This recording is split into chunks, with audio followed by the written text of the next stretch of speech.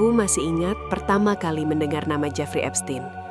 Bukan karena ia seorang tokoh penting, bukan karena ia sering muncul di televisi, tapi justru karena namanya selalu disebut, lalu tiba-tiba menghilang.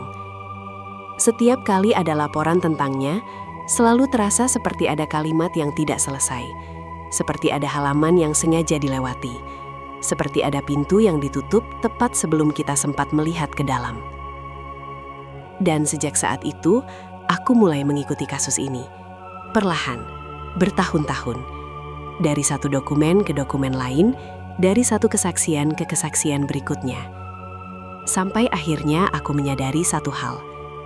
Kasus Epstein bukan sekedar kasus kejahatan. Ia adalah cerita tentang kekuasaan, keheningan, dan kebenaran yang terpotong-potong. Jeffrey Epstein dikenal publik sebagai seorang finansier. Itu label paling aman. Tidak terlalu spesifik, tidak terlalu banyak bertanya.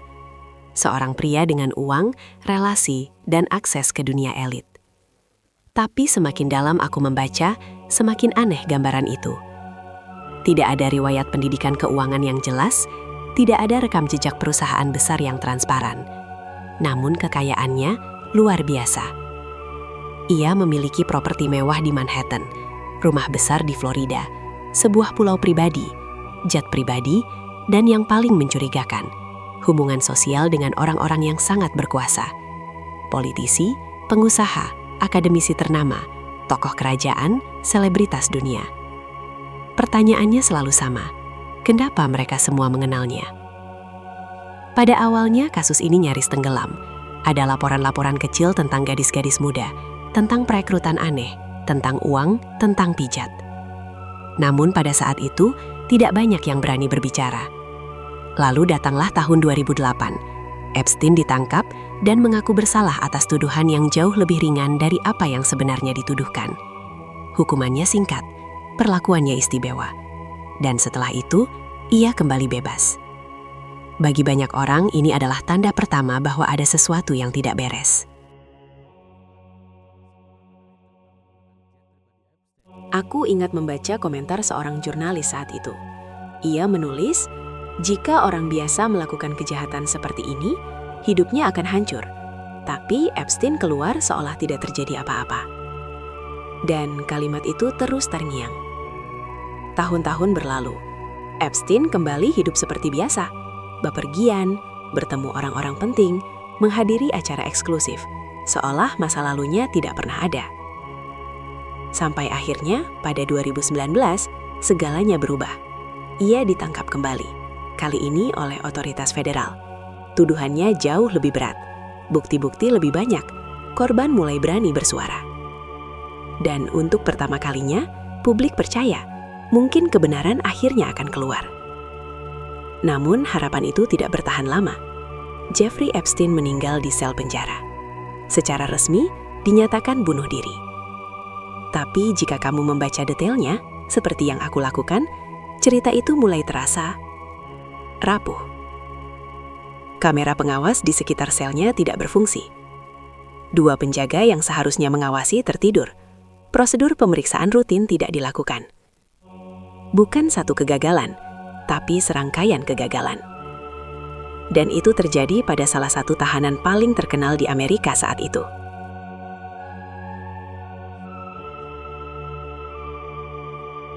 Aku tidak mengatakan apapun, aku hanya membaca. Dan semakin aku membaca, semakin aku merasa tidak nyaman. Setelah kematian Epstein, fokus publik bergeser ke dokumen-dokumen yang ia tinggalkan. Catatan hukum, transkrip persidangan, kesaksian korban, catatan penerbangan jet pribadinya. Inilah yang kemudian disebut banyak orang sebagai Epstein Files. Namun istilah itu menitu, karena seolah-olah semua sudah terbuka. Padahal tidak. Epstein Files bukan satu folder rapi. Ia adalah kumpulan potongan cerita.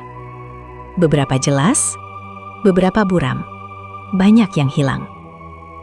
Salah satu dokumen yang paling sering dibicarakan adalah flight logs, catatan siapa saja yang pernah terbang bersama Epstein. Nama-nama di dalamnya membuat banyak orang terdiam. Bukan karena ada bukti kejahatan langsung, tapi karena kedekatan. Kenapa begitu banyak orang berpengaruh berada di sekeliling seorang pria yang kemudian terbukti sebagai pelaku kejahatan seksual? Disinilah banyak orang mulai berspekulasi.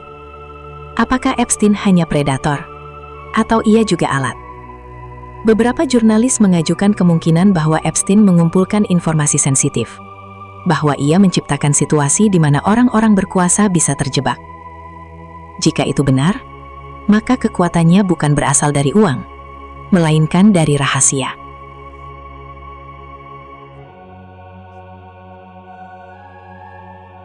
Kesaksian korban memperkuat rasa tidak nyaman itu. Mereka menceritakan pola yang hampir sama. Direkrut saat masih muda, dijanjikan uang, dibawa ke rumah Epstein, diperkenalkan pada tamu-tamu. Korban sering mengatakan mereka merasa tidak punya pilihan, karena yang mereka hadapi bukan hanya Epstein, tapi seluruh dunia orang dewasa yang menutup mata. Yang membuatku paling terganggu bukan detail kejahatannya, tapi reaksi sistem terhadapnya. Banyak dokumen yang dibuka ke publik, tapi dengan bagian besar dihitamkan. Nama disensor, lokasi dihapus, tanggal dikaburkan. Setiap kali satu dokumen muncul, selalu ada pengingat bahwa kita hanya melihat sebagian kecil, dan itu terasa disengaja. Aku pernah membaca satu komentar dari seorang penyelidik independen. Ia berkata, dalam kasus biasa, dokumen dibuka untuk menjelaskan. Dalam kasus Epstein, dokumen dibuka untuk membingungkan. Kalimat itu terasa tepat. Beberapa orang dalam Epstein Files sudah diperiksa. Beberapa sudah membantah. Beberapa memilih diam. Namun tidak ada satupun tokoh besar yang benar-benar diadili terkait jaringan ini. Dan itulah yang membuat kasus ini terasa belum selesai. Epstein mungkin sudah mati, tapi cerita ini masih hidup. Setiap tahun ada saja dokumen baru, kesaksian lama yang muncul kembali, arsip yang dibuka sebagian. Dan setiap kali itu terjadi, publik kembali bertanya, siapa yang dilindungi? Apa yang masih disembunyikan? Dan apakah kebenaran pernah benar-benar dimaksudkan untuk kita ketahui? Bagiku, Epstein Files adalah cermin gelap tentang bagaimana kekuasaan bekerja, tentang bagaimana hukum bisa menjadi sangat tajam ke bawah dan sangat tumpul ke atas.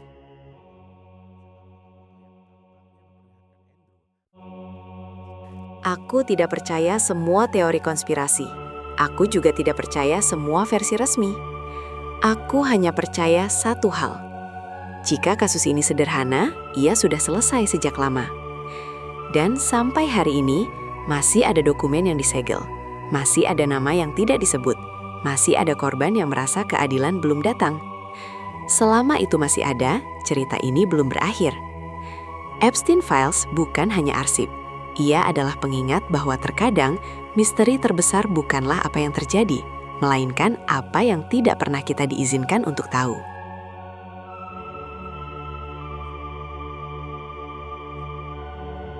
Kalau kamu merasa cerita ini masih menyisakan terlalu banyak pertanyaan, kamu tidak sendirian. Kasus ini mungkin terlihat selesai di atas kertas, tapi di balik dokumen yang disegel dan nama yang tak pernah disebut, selalu ada ruang kosong yang membuat kita bertanya-tanya. Menurut kamu, apakah Epstein benar-benar bertindak sendirian? Atau justru ada cerita yang sengaja tidak pernah diceritakan ke publik? Tulis pendapatmu di kolom komentar. Aku ingin membaca sudut pandangmu. Kalau kamu merasa video ini membuka sisi lain dari sebuah kasus besar, jangan lupa klik like agar video ini bisa menjangkau lebih banyak orang. Dan subscribe supaya kamu tidak ketinggalan cerita-cerita lain yang mungkin sengaja dilupakan. Sampai bertemu di video berikutnya, karena masih banyak file yang belum benar-benar ditutup.